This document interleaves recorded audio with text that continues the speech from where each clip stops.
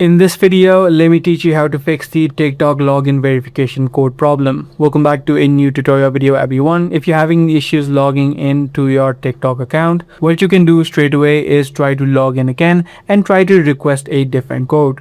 Once you request the code, you can just hop into your email service provider application and check for the code that has been received. Sometimes these emails will be sent directly to the junk or the spam folder, so you can also try checking those folders as well.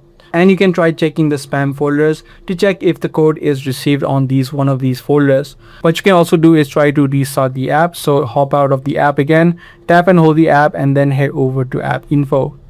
From this settings page, tap on clear data and then tap on clear all data. After doing these couple of steps, you can try requesting the code again and you should be able to fix this issue. Sometimes the issue is on the TikTok end, so you also may need to wait out a couple of hours before you try to request the code again. I do hope this guide video helped you out. If it did, be sure to subscribe. That's pretty much all for today. I'll see you in the next video.